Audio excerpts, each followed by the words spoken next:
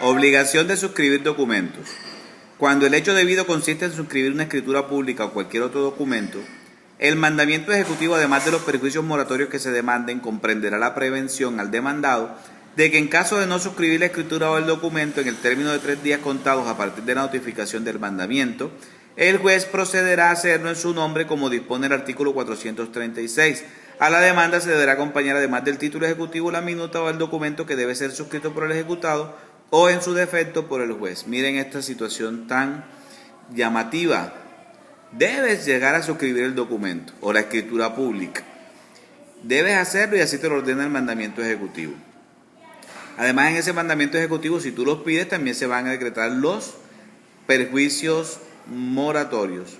Ojo, si no te presentas a suscribir el documento, a suscribir la escritura, el juez lo va a hacer por ti. Por eso es que es tan importante en este tipo de procesos acompañar la minuta o el documento que debe ser suscrito por el ejecutado, porque si éste no lo hace dentro del plazo convenido por el juez en su defecto lo hará.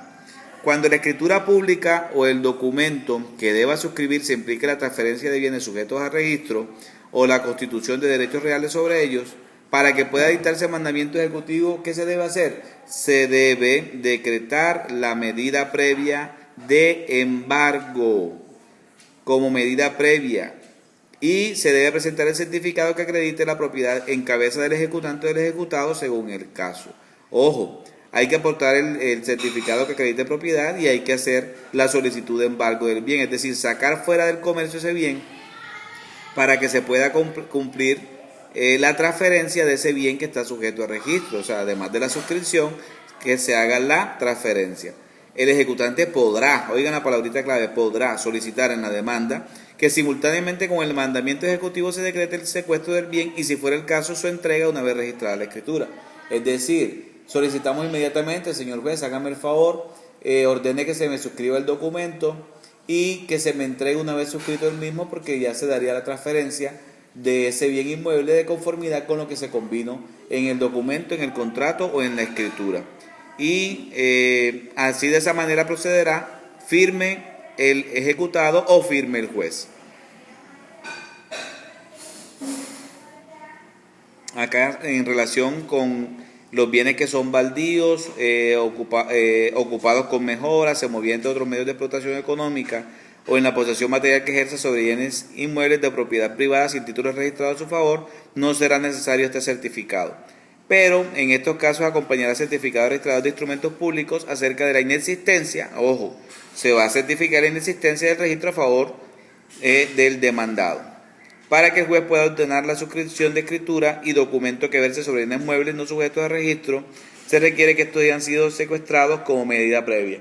En este caso, compañeros, no es solamente el embargo de estos bienes muebles, obviamente son bienes muebles, se pueden trasladar de un lugar a otro, no es como unas hectáreas de tierra que siempre van a permanecer fijas en el sitio. En este caso, los muebles pueden ser trasladados de un lugar a otro y se puede hacer ineficaz la sentencia. En este caso, lo que se ordena inmediatamente es el embargo y el secuestro de este bien mueble para que se cumpla con la obligación. Entonces, tenemos claridad meridiana de que si el ejecutado no firma dentro del término que se le estableció, la escritura o documento, lo hará el juez y se aplicarán las medidas cautelares según de que sean bienes muebles o sean bienes inmuebles, para garantizar la transferencia o la entrega de los mismos. Bueno, obligación, en este caso, obligación de no hacer. Si la obligación es de no hacer y se ha aprobado la contravención, ojo, se ha aprobado implica el aporte de una fotografía, de un documento, de una escritura, donde conste de que no se debía hacer eso en particular, el juez ordenará al demandado la destrucción de lo hecho. En este caso, si yo vivo en un bien inmueble, en una propiedad, y resulta que al frente de mi bien inmueble, de mi propiedad, como es el caso, a efectos de ejemplo, me colocan aquí al frente un poste o me colocan aquí al frente una paredilla. Vamos a mostrarles un poquito a manera de explicación. Me colocan aquí al frente esa pared que se ve ahí, eso no existía, y me colocan esa pared y aquel lado yo no puedo ver como lo tenía antes. Y en el contrato de construcción, cuando yo compré aquí me dijeron de que nunca se iba a construir ahí. En ese caso, yo solicito de que se haga la destrucción de esa paredilla. Y en caso tal de que no se haga la destrucción, que se me paguen los perjuicios compensatorios y los moratorios de la obligación de no hacer, siempre y cuando se hubieran pedido. Si el ejecutado considera que no es procedente la destrucción, es decir, si mi vecino considera que no es procedente lo que yo estoy solicitando, lo debe presentar a través de la respectiva exención. En caso de que el deudor no destruya oportunamente lo hecho, el juez ordenará su destrucción a expensas de aquel si el demandante lo pide. Ojo, justicia rogada, yo debo pedirlo. Y siempre que en subsidio no se hayan demandado perjuicios por el incumplimiento. Si yo dije, hombre, si no lo destruyen, páguenme los perjuicios por el incumplimiento, entonces simplemente el juez se va por los perjuicios para que me paguen por ese incumplimiento en particular. Obviamente se deberá requerir la fuerza pública para que se pueda hacer o ejercer este derecho o esta obligación. Oportunidad para el cumplimiento forzado. Miren, esto es muy interesante. El cumplimiento forzado de las obligaciones de hacer, suscribir documentos y destruir lo hecho no podrá llevarse a efecto sino una vez ejecutoriada la providencia que ordene seguir adelante la ejecución. Es decir, cuando ya se encuentre en firme esa providencia. Si esa providencia se encuentra en firme, y usted puede solicitar el cumplimiento forzado de la obligación que usted esté reclamando en su demanda, ya sea la suscripción de documentos o la destrucción de lo hecho. Cuando hablamos de la ejecución subsidiaria por perjuicios, la orden que se cumpla la obligación en la forma estipulada y que se paguen los perjuicios moratorios demandados. Es decir, cuando la demanda se formule de acuerdo con lo previsto en el inciso del artículo 428, allá tienen que remitirse para que vean lo referente al auto ejecutivo y lo que debe contener.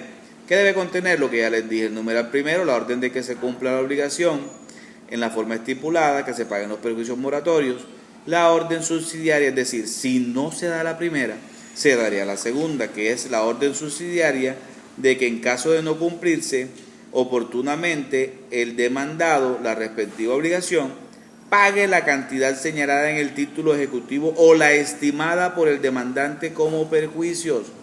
O usted hace la estimación porque no lo estableció en la demanda, o si ya está establecido en la demanda, simplemente váyase por la subsidiaria.